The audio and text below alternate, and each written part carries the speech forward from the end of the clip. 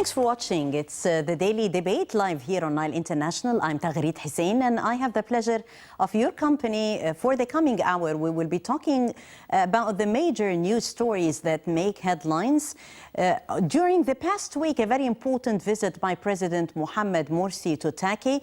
We are going to discuss the several pressing regional issues that actually came in President Morsi's address that was delivered at the annual conference of Turkey's ruling Justice and Development Party.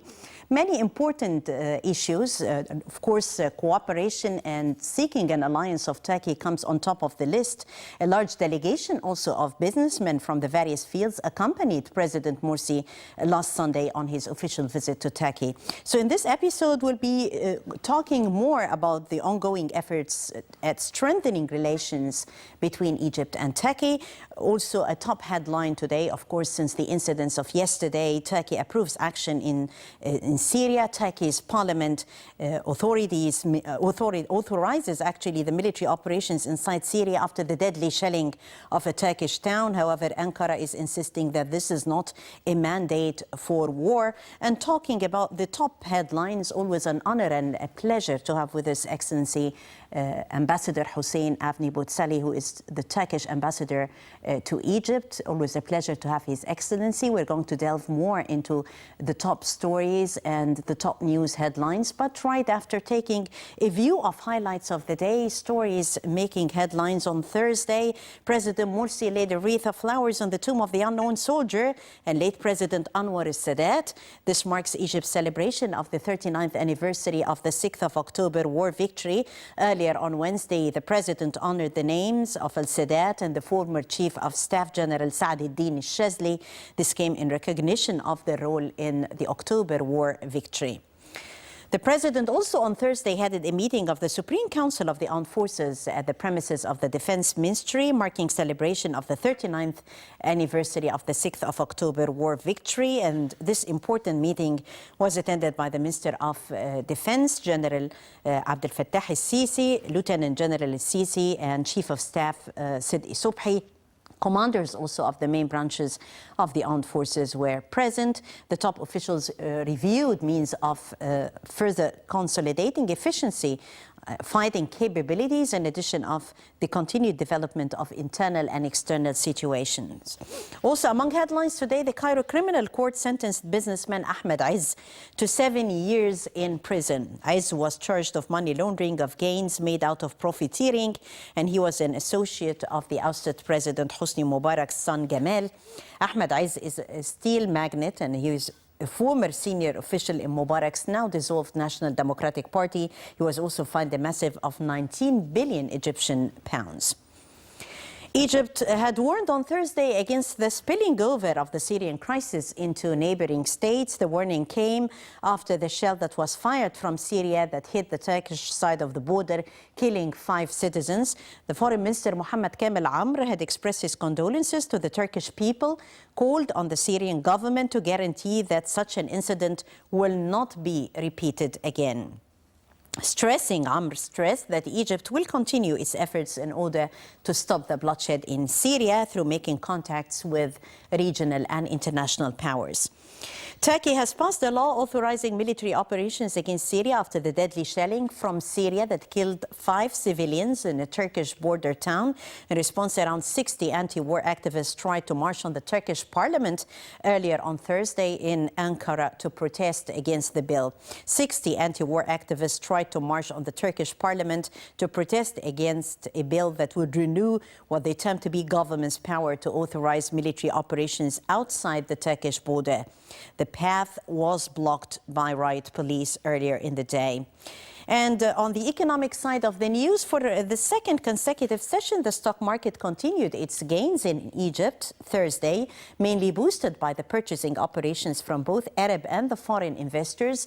The gains of the market capitalization were £2 billion, reaching £395.2 billion, whereas the total of the transaction volume was £1.7 billion. The main index, EGX 30, was up 1.24%, closing at 5,726.12 points, while EGX 70 for small and medium shares edged up 0.14%, ending at 527.44 points. That's all what we have for you for the main stories that made headlines throughout Thursday, and we are going to go right away to talk about the main issues that we have discussed together at the beginning of the show: Egypt and Turkey seeking alliance, and more about the Turkish parliament authorizing military operations inside Syria after the deadly shelling of the Turkish town earlier.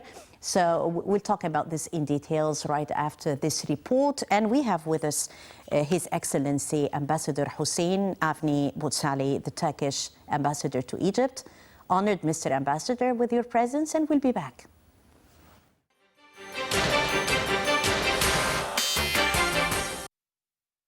Egyptian President Mohamed Morsi on Sunday discussed several pressing regional issues in his speech delivered at the annual conference of Turkey's ruling Justice and Development Party. Morsi said during a short visit to Ankara that our history, hopes and goals bind us together to achieve the freedom and justice that all nations are struggling for.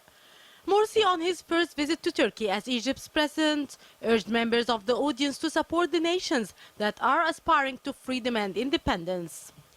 Addressing the Turkish nation in general, Morsi added that the Arab world and the Arab Spring need you and your support to achieve sought-for stability. Egypt, he went on, supports the demand of the people for freedom and oppression and occupation in both Syria and Palestine, stressing Turkey's role as an important element in issues of concern to the region. Morsi also condemned the misery imposed on the Syrian people and the bloodshed caused by the Syrian regime. The Syrian people have the right to choose their leaders, said the Egyptian president, and this can only be achieved when they obtain their full freedom on their own soil and have our full support. On the presidential issue of Palestine, Morsi expressed his hope for the eventual creation of an independent Palestinian state with Jerusalem or Al-Quds as its capital, urging his listeners to support the Palestinian national cause. Morsi also stressed that the border between Egypt and the Hamas-run Gaza Strip remained open to meet our obligations to our brothers in Gaza. Hamas political chief Khalid Mish'al also attended the conference in Turkey, along with several members of the Gaza government. Morsi declared in his speech that Egypt aspires for stability, security and productivity, adding that the Egyptian people are now on the path towards national revival and the establishment of a true civilization for the nation. Morsi went on to reject any outside interference in the Egyptian domestic affairs. Morsi's visit to Turkey is seen as an attempt to strengthen the emerging alliance between the two moderate Islamist governments. Morsi has frequently expressed his desire to learn from Turkey's political experience. Presidential spokesman Yasser Ali said that Morsi traveled to Ankara with a delegation consisting of 72 Egyptian businessmen representing 15 different sectors. The delegation held talks and meetings with the Turkish counterparts to explore joint ventures and how to increase the volume of trade between the two countries. Ali added that the Egyptian delegation included leaders from the Federation of the Chambers of Commerce, Industry, Tourism and Contracting, as well as a number of investors, bankers, businessmen and CEOs of major companies operating in the fields of industry, trade, services and infrastructure. During their meetings in Ankara, they have examined the mechanisms to encourage the private sector in the two countries and boost Turkish investments in Egypt, especially in the garment industry and tourist sector. In early September, Turkish Foreign Minister Ahmed Davutoglu visited Egypt, where he pledged $2 billion in financial assistance to Cairo to help boost the fledgling Egyptian economy.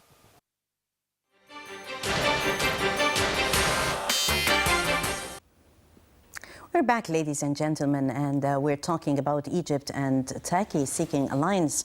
We have with us Excellency Ambassador Huseyin Avni Botsalı, the Turkish ambassador to Egypt. Mr. Ambassador, a pleasure to have you.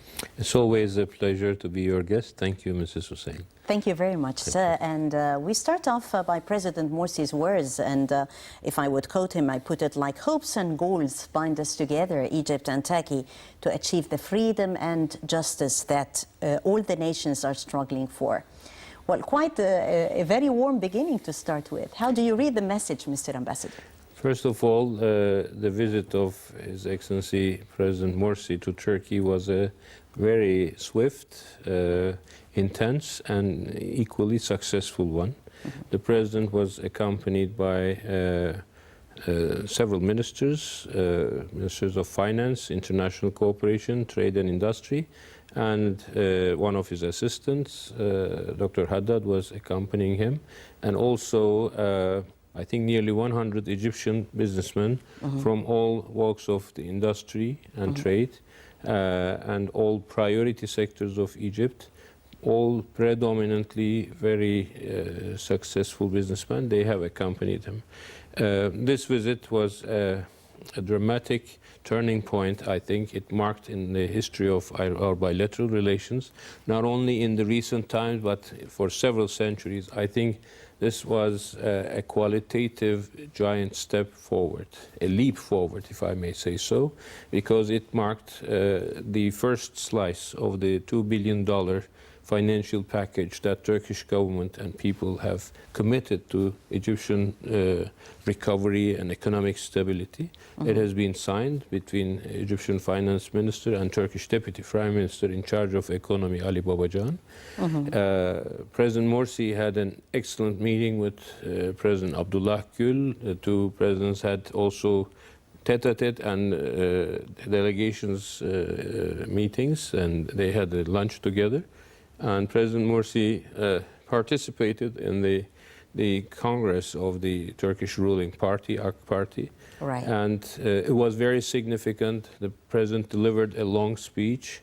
There were several state dignitaries, leaders, political party leaders, but the longest speech was President Morsi's, and it contained messages to Turkish and Egyptian peoples, to the region, and to the world. It was very important. Yeah, among the messages, Excellency, how the Arab world and the Arab Spring needs you. This is what referring to Turkey. The Arab Spring needs you, needs your support to achieve sought-for stability. How is Turkey working on this sense of support today? First of all, our perception is that we need each other. It's not only Arab Spring countries needing Turkey, we all need each other, and the strategy, the perspective put forward by Turkey is essentially to gain the ownership of our own region and to do whatever is best for our common destiny. And our common destiny lies in lasting peace, stability, economic recovery, economic development, sustained growth, better education, better health conditions, better social security arrangements for our peoples, improving the infrastructure, improving the housing schemes, and at the end of the day, to prepare a more prosperous future for our children. I have a remark to make. We have two enemies. The first enemy is faqr, poverty. Right. And the second enemy is jahala, ignorance, illiteracy. So we have to fight against these enemies together. And this is going to determine the destiny of our nations. And we have to succeed in this war. And we believe Egypt is going to succeed in its fight against poverty and fight against ignorance and illiteracy. And we invest in Egypt's future. Before going to Turkey, I have told my friends in Egypt that now is the time for cooperating with Egypt and not tomorrow. And this has been the message of Turkish leadership. And I'm very proud to see that the people of Egypt and their elected president and his entourage, the cabinet, the ministers, and every interlocutor that I'm speaking with seem to have the same perspective. So I think we have before us a historic opportunity to build upon very solid foundations of the principle of mutual interests as sovereign equal partners, Turkey and Egypt, on the two shores of the Mediterranean, at a very crucial turning point of world history and civilizational history.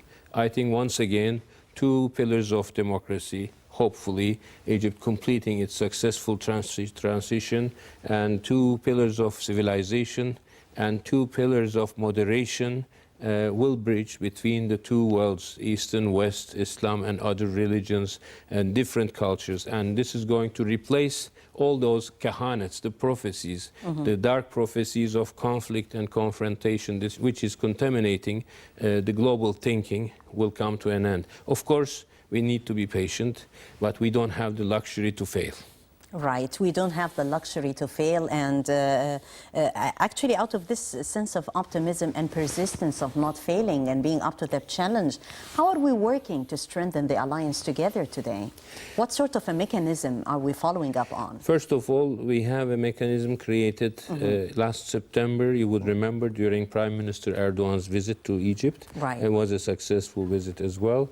And the two governments, the two prime ministers, have created a mechanism of joint steering of our economic and all actually aspects of our bilateral cooperation, and that is called the High-Level Strategic Cooperation Council.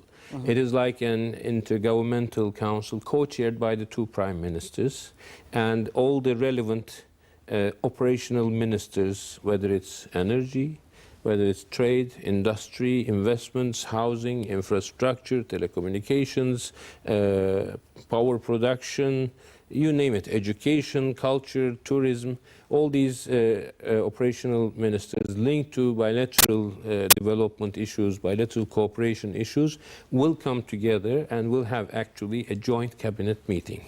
And now the two governments have agreed, and President Morsi and President Abdullah Gül and also Prime Minister Erdogan agreed to have the second round of this meeting in Cairo, in Egypt, upon invitation of Prime Minister Hisham Kandil. Inshallah, we're going to have Prime Minister Recep Tayyip Erdogan for the second time in less than a year, or within exactly a year, visiting Egypt, but this time it will be on the top of having this $2 billion of financial package. The first slice is signed, and let me give you a brief background on that. This is going to be for a 5-year maturity term, and the conditions are very convenient, and the first 3 years will be grace period. So the Egyptian government will have the possibility of using this financial facility offered, extended by Turkey, for economic stabilization, new mega investment projects, and inshallah it's going to multiply our mutual benefits. Hopefully, inshallah. Mr. Ambassador, we know that Turkey, like Egypt, passed through actually many challenges, after which Turkey emerged stronger. How are we gaining experience today from the political experience of Turkey? What are the lessons taught from the Turkish experience as you read it? As I have said in our last meeting, again, before the presidential elections, you would remember, the best thing is actually every country creating its own indigenous experience. And Egypt definitely has the human resources, the qualified visionary thinkers, the political leadership and everything, but it requires sustained vision, and it requires determination to follow. From Turkish experience, definitely we have had success stories, and particularly in the field of economic restructuring, some of our experience and our relations with Europe, etc., could provide Egypt useful comparative let's say examples, and the data and the success stories may help Egypt build its own experience, and it would also, we believe, facilitate in order to reinvent the wheel. I think we will be better off if we give head-to-head, hand-to-hand, or hand-in-hand. We walk together in certain areas and combine our forces and potentials, because Turkey is providing access to Euro-Asia, and Egypt is providing access to Middle East, Gulf, and Africa. So this is the ideal median for partnership. We are going to complement each other, and our combined force, our combined population will soon be 200 million in less than 10 years. Our combined GNPs, gross national products, is already over $1 trillion. Our combined market force, our export and imports, total nearly, I think, 476 or $80 billion. So when you talk about Egypt and Turkey in the Eastern Mediterranean, in the Middle East, in Africa, you just name it, we are the largest combined economic force, and this is going to transform our two countries as centers of attraction.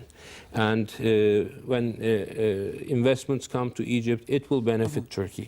When investments and tourism come to Turkey, it will benefit Egypt. And consequently, we will also help expand the welfare and growth into our region. So we also look forward to cooperating and partnering with Egypt through joint ventures and through joint biddings in the third countries in the region, in Sudan, in Libya, and in the Gulf states. There's a lot to do in terms of construction, reconstruction, and all in all, we can say building the future together. Right. Mr. Ambassador, the trade between the two countries had actually reached $3.8 billion. That was in the first 9 months of 2012. What are your expectations for the volume of trade? I expect net 30% increase in this year compared to the previous year. And this is at a time when everybody else is saying Egyptian economy is paralyzed, Egypt is going through bottlenecks, and the collapse is imminent, etc. So all these negative prophecies, I think when you look at, and it's not only this year, when you look at the Turkish-Egyptian trade throughout the last 5 to 6 years, there has been constant growth. It started by 10% and it moved up to 25%. And this year, as of this moment, the net increase compared to the same period of 2011, it is 27% net increase. So we have good news today. Yes, absolutely. Yeah, that's great. Sir, the Turkish investments in the country and the role, of course, that can be played by the private sector in both countries cannot be denied. And that was actually on the agenda also in the latest visit, right? Sure. The Turkish and Egyptian Business Council, they had about 4.5 hours of networking. Yeah. And when President Morsi arrived, already there was one major agreement, $160 million new investment, fresh funds, fresh technologies, and up to, I think, 1,500 new jobs, only between two companies, individual companies. So on the Turkish side, this time we had about 200 people, and on the Egyptian side, we had 100 Egyptian businessmen and investors. We also want Egyptians to invest in Turkey, in the stock market, in energy sector, in real estate, and garments. I think we can combine our forces and potentials, and it will be a two-way street. Now Egyptians can buy property more easily in Turkey because we lifted the principle of reciprocity. We are welcoming your businessman to come and invest in Turkey. And also, I have another good news.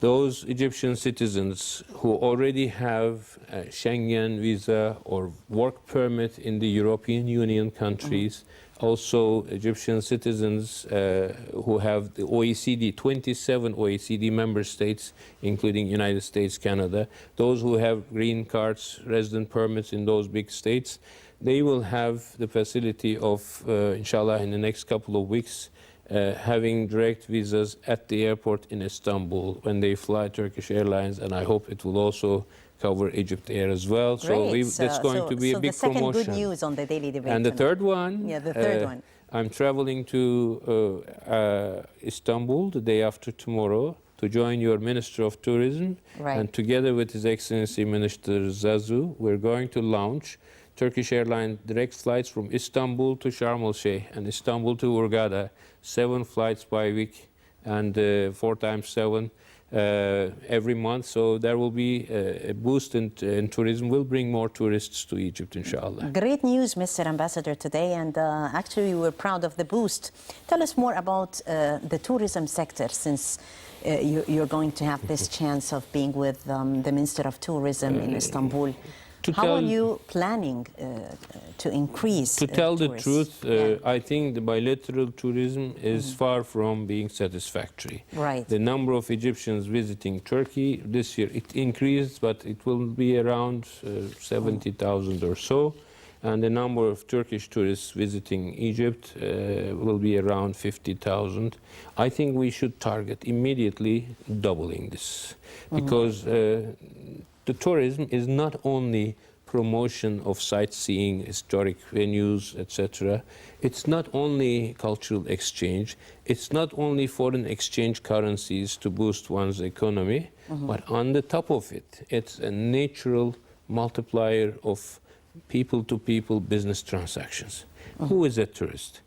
A tourist is an average person who has sufficient economic strength, economic capability, purchase power to buy a return trip for him and his family maybe, to stay a certain amount of time in quality residences and do some sightseeing, do shopping and visit the nice places, enjoy the cuisine.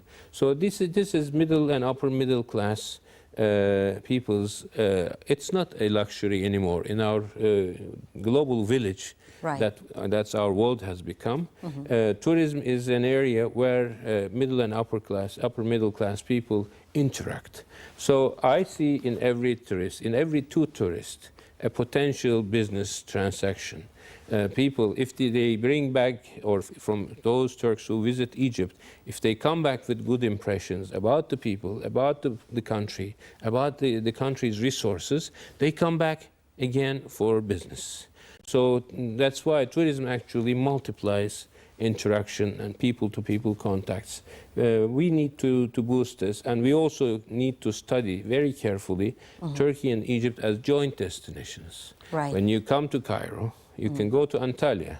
When you go to Istanbul, you can fly to the Red Sea resorts, to Sharm el-Sheikh in Egypt. So I think the historic, linkage plan. the civilizational, climatic, and natural beauties, resources of these two countries, and their cultural heritage, their monumental, historic, riches. This is a remarkable thing which needs to be combined. I believe this is doable, but we need to encourage our travel agencies, our business interlocutors, charter organizers to sit together, give, join their heads, join their visions, and work together. Learn to work together. Yeah, learn to work together, learn to work as a team. How are we working together on providing incentives for businessmen to come? I should say, except for a very small number of, I think not more than 4 or 5 very weak companies, all the Turkish enterprises, entrepreneurs, investors who have been in Egypt chose to stay. Some of them lost money, some of them earned less. 1 or 2 temporarily stopped production, but they didn't shy away because of the turmoil and the unrest on the streets, and sometimes occasional lack of, let's say, order. But thanks God, there has not been any loss of life, there has not been any serious damage to property.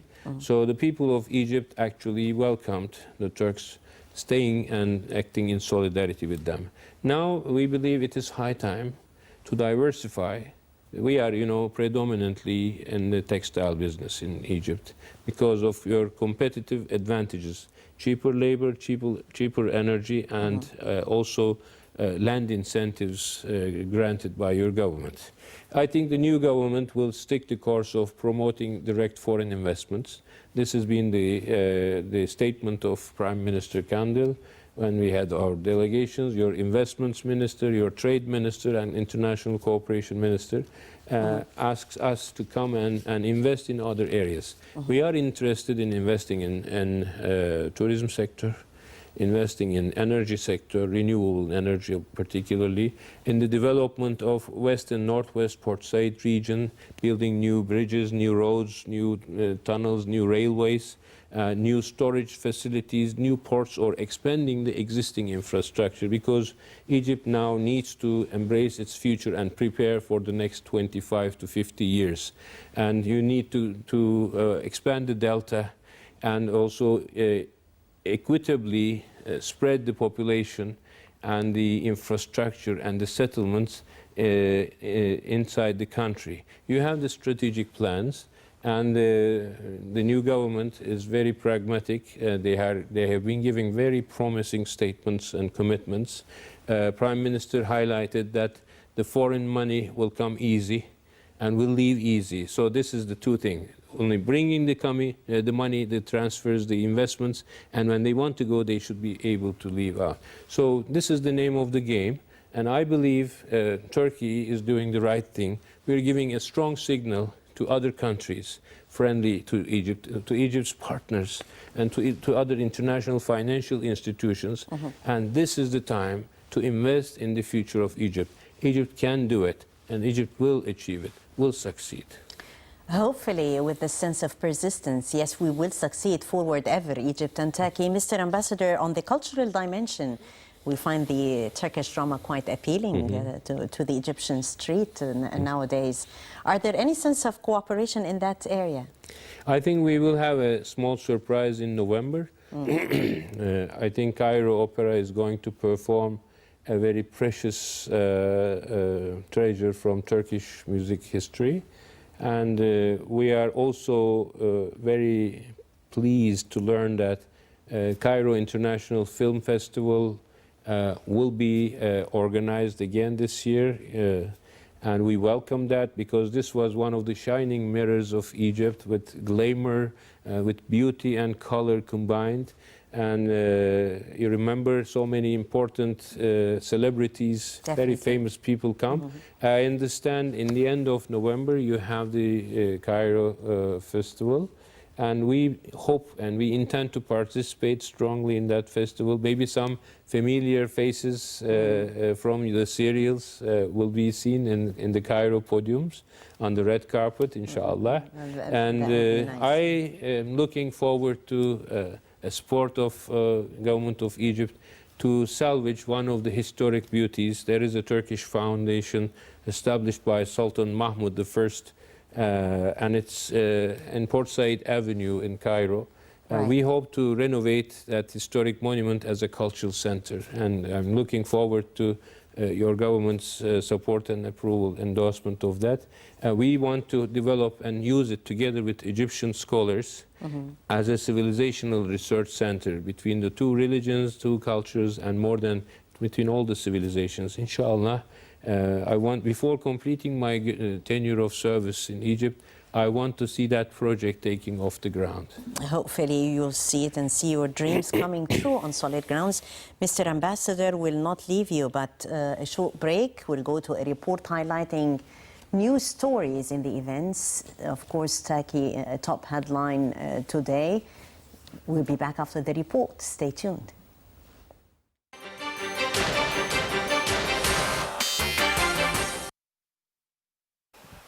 Turkey said on Wednesday that it had retaliated with artillery fire against neighboring Syria after a shelling attack from Syria struck a Turkish border town, killing at least 5 people. The Turkish response was the most serious escalation to date in what had been an angry war of words between Ankara and Damascus, stemming from Syria's 18-month civil conflict. Turkey has called for the resignation of Syrian President Bashar al-Assad, once a close ally. The retaliatory attack raised the possibility of a wider armed conflict between the two nations, which share a more than 500-mile border. Both have large military forces. There was no immediate public response from Damascus, though. A statement from the office of Turkish Prime Minister Recep Tayyip Erdogan said Turkish artillery had immediately fired on points in Syria that were detected with radar, in line with the rules of engagement. The statement appeared to allude to Turkish tracking of shells from Syria that Wednesday hit the Turkish border town of Akakal, killing 5 civilians and injuring at least 8 other Turks, including several policemen. The official Anadolu Turkish news agency said the shells were fired by the Syrian military. The shelling provoked outrage in Ankara. Residents of the town marched on offices of the local district government and demanded action. Syrian fighters had previously occupied the Syrian border town of Tell el-Abyad, just across the border from Akakali. Syrian forces had been shelling the Syrian border town in an apparent attempt to target fighters. Turkey has beefed up its security in reaction after several cross-border incidents stemming from Syria's ongoing civil strife. In June, Syrian anti-aircraft batteries shot down a Turkish fighter jet off the Syrian coast. 2 Turkish pilots were killed. Later, NATO, in an emergency meeting on Wednesday, backed Turkey and called on Syria to respect international laws. The alliance said Syria's recent aggressive acts at NATO's southeastern border were a flagrant breach of international law and a clear and present danger to an ally. Earlier, NATO head Anders Fogh Rasmussen had spoken to Turkish Foreign Minister Ahmet Davutoğlu to express his strongest condemnation of the incident.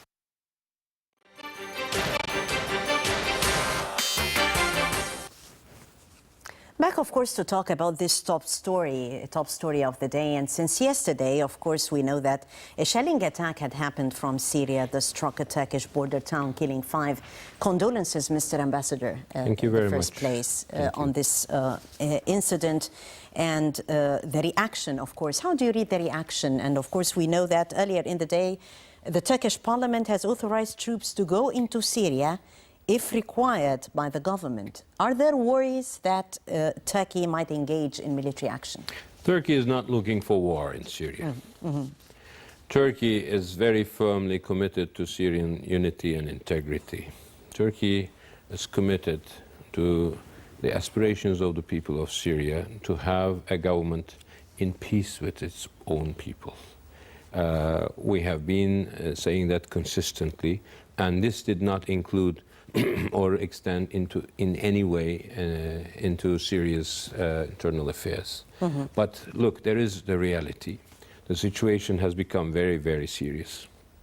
There has been scores of decisions by the Arab League we have been supporting, and we will continue to support. There has been decisions in the UN General Assembly. There has been warnings at the very high level of all friends and allies and partners and all the regional and international community. Yet the Syrian regime cornered itself, put itself into a trap of violence and aggression and brutality and unacceptable treatment of its own people, its own civilians. It cannot, this is not acceptable. You cannot have a government and leadership and a party and a political force which is systematically bombing and shelling and air bombarding and invading with tanks and indiscriminately, brutally violating and killing its own civilians and its own people. This is now not acceptable. It is very tragic, and it is, of course, the problem has the potential of contaminating the region, affecting all the regional states. We share 900 kilometers of common border with Syria.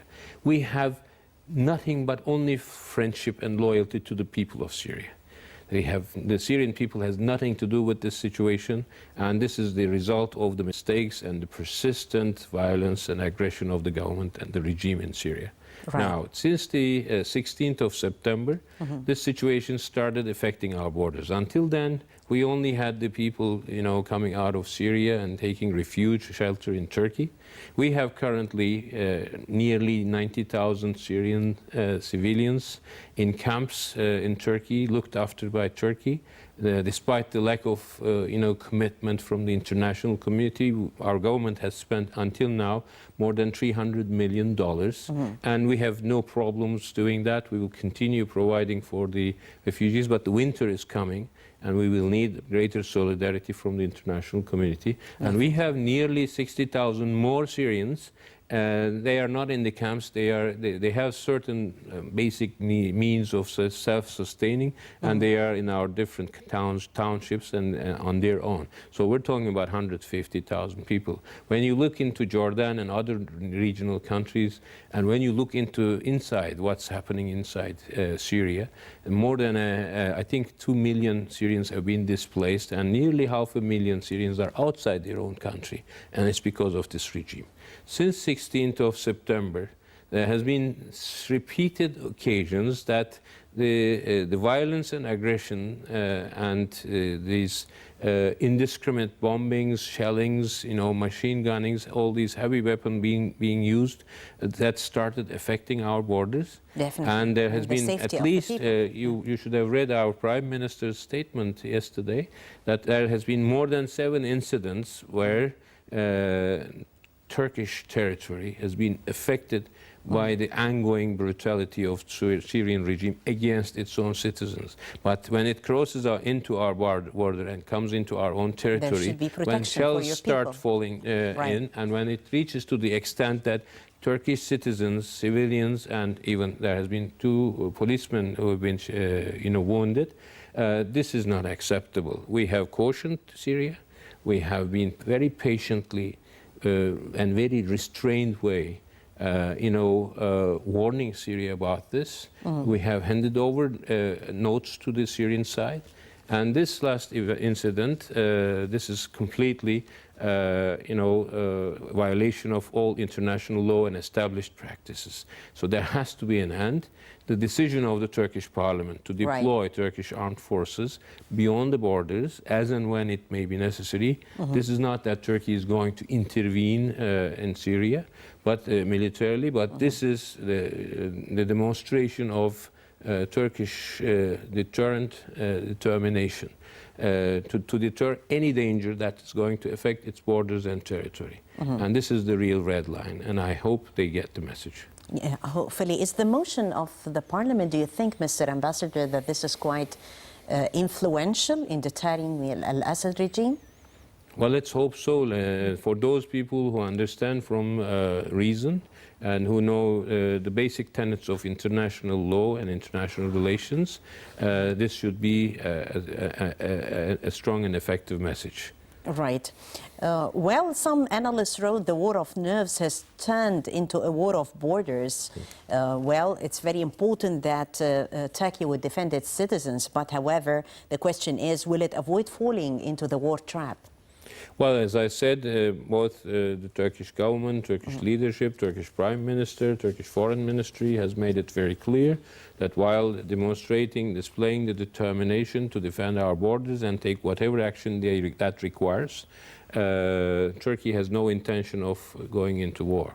So that should be, the message is very clear. And the retaliation which has been conducted following the last infringement and the shelling of our territory was within this perspective, and it has been a legitimate action response, to deter and to respond to the aggression that is affecting our territories. Right. Mr. Ambassador, your reading of the Egyptian perspective and handling vis-à-vis the Syrian crisis, and how about the Turkish perspective? I must say I commend and I express our profound appreciation in the person of Foreign Minister Kamel Amr. Egyptian government has come up with a very crystal clear statement on this, siding with the truth and siding with Turkey, expressing their solidarity with us. The people and government of Turkey, we are grateful for that. Beyond that, of course, you have the initiative launched by His Excellency President Morsi in the Mecca summit, the Quartet initiative. The Saudis have attended the first round, and we keep on talking to the Saudis. Egypt is talking to the Saudis from their perspective. And we support and we continue supporting Egypt's initiative. Hopefully there will be some responsible influence of this initiative as well. But we found it as a useful step forward to again, gain regional ownership of this very dangerous situation, which has the potential of escalating into higher risk phases. And inshallah, it will be contained. Hopefully. Mr. Ambassador, moving to another file, the Palestinian-Israeli stalemate, the Turkish position and how to move the file forward. How can we support the Palestinians in the coming stage? Well, first of all, Turkey and Egypt are united in yet another area. As I say, more and more, I think we realize, and happily so, that our views and perspectives converge with Egypt. And the two shores of the Mediterranean, our attitudes and our future projection of how the regional affairs, including the Palestinian issue, be handled, is overlapping. And I think our combined force will make a stronger influence. We definitely support Egyptian leadership role in encouraging the Palestinian unity, and we have commended your success in the earlier phases, and we hope that it evolves into a lasting unification of all Palestinian forces. And this is going to definitely strengthen the hands of the Palestinians in their rightful claim to have their own state within recognized borders and live side by side with the other states. So on this, Turkey and Egypt are natural allies. And of course, Egypt's policies in the international scene, in the regional scene, we hope Egypt is going to come out of its transition as a stronger and more glorious nation and will conduct its regional leadership role more effectively. And we look forward to partnering with Egypt in that respect. In the international fora, we support, in the General Assembly, United Nations, we support Egypt's positions, and we continue working together. And particularly, we look forward to working more closely in increasing and pressurizing those who blockade Gaza to lift this siege and to open this open-air prison back into civilization. And we know that when Turkey and Egypt works together, the chances will be stronger that finally the suffering people, Palestinian people of Gaza, will be embraced by the international community and the reconstruction will start. We also look forward to that phase and solid progress in the Middle East peace process. Right. Still with the Middle East and freeing the Middle East from weapons of mass destruction is still a very important objective. That is also another area where Turkey and Egypt are united. We work together, our positions are identical, and we definitely believe and support that there has to be a weapons-free zone in the Middle East. Right. More about the Turkish-Israeli relations. We know relations worsened after the incident of the Mavi Marmara flotilla. So where do relations stand today? Israel has put itself in an impasse. The aggression perpetrated against the flotilla and the Mavi Marmara incident, it still remains unresolved. Israel owes the world, not only to the Turkish nation and government. Israel owes to the world, to the civilization, to the mankind, a great apology, a sincere apology. And without an apology and a compensation and the lifting of the infamous blockade against Gaza, we don't see how we will move to normalize with Israel. The message is clear. While they are late, but it's never too late. They better move to rectify, to remedy, to try to correct and compensate for this tremendous mistake. Right. Iran, especially after Iran's alliance to the Syrian regime, how is that going actually to affect relations? Iran is an important country of the region. We encourage Iranians to adopt a position, a reasonable position, a realistic position, and to see the real future perspectives. Our world is changing, our region is changing. Iran wants to partner, to be part and parcel of this family of nations. And for this, Iran needs to look into every direction, including towards this part of the world. And I think their participation and their positive response to the initiative of President Mohamed Morsi and their participation in the quartet meetings is a positive sign. What the rest we will see, time will prove. Hopefully. Mr. Ambassador, back to Turkey and Egypt and the latest visit with President Morsi, a number of businessmen were there from the different fields. Yes. Tell us more about the deals. Once again, we want to return to the deals. Are there any deals on the sidelines of the meetings First that were of all, already done? Yeah. Egyptian government's priorities are important. We are very interested to see the projects that are going to take precedence within this well-publicized new policy of Al-Nahda, the Renaissance, economic renaissance. we know that Egypt will need billions of dollars of fresh investment. The deal that you're negotiating with various international financial institutions is not going to be sufficient for the overwhelming economic recovery of Egypt and its investment plans for the next 10, 20, 25 years. But it is going to be, let's say, a manage just to leap forward. Egypt will have to cross those barriers.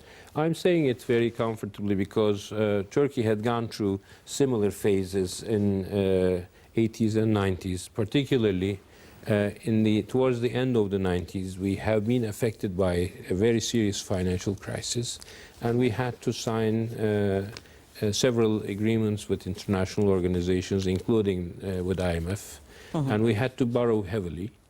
And we had to borrow, we needed that. And Turkey is one of the countries which based its development and transformation, economic transformation, partly to foreign borrowing. One should not be afraid of borrowing. In the global world, now this is one of the instruments, and Egypt, I believe, will find its reconciliation both within its domestic society in political terms, by creating a new synthesis, a new social covenant, a new social contract inside, and by also giving sufficient confidence to the international community to bring the much needed investments. And you know, this 4 billion, 10 billion, $25 billion will not be enough. Egypt will need to create at least 500,000 new jobs every year for the next 10 to 25 years. You have a rapidly growing young population.